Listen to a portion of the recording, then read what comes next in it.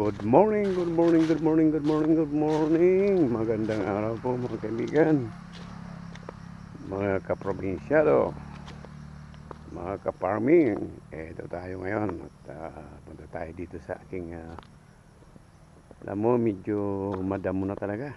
Bigyan punta tayo dito sa aking maliit na sagingan at ngayon ay mag-harvest tayo. Siya nga pala mga kaibigan, itong aking maliit na sagingan ay ayan po at hindi ko naabunuhan. Ayan at medyo malaki-laki na yung mga ito yung tinaniman ko ng pinya sa gitna.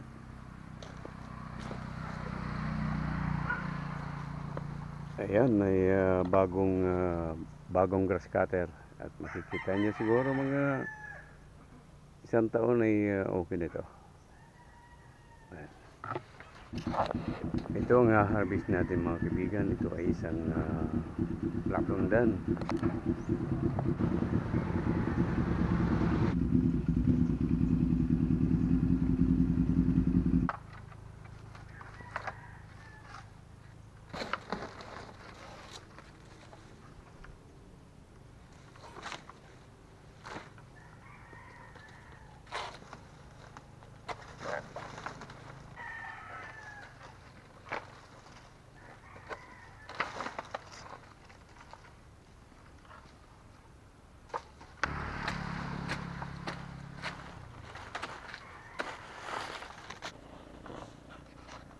Ito mga kaibigan, ang ganda ng ang ganda ng buwig ng ating latundan ay parang ito po ay parang lakatan.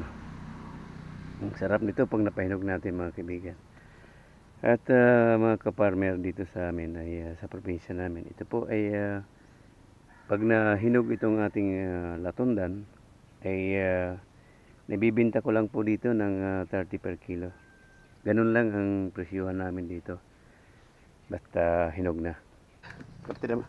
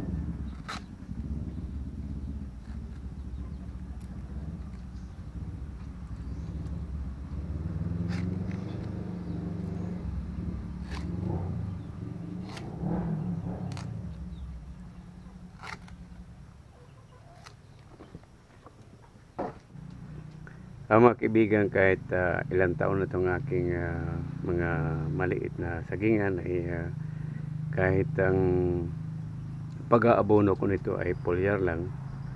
At makikita nyo kahit itong latundan ay maganda pa rin, ang medyo may quality pa rin yung niya, yung mga bunga niya.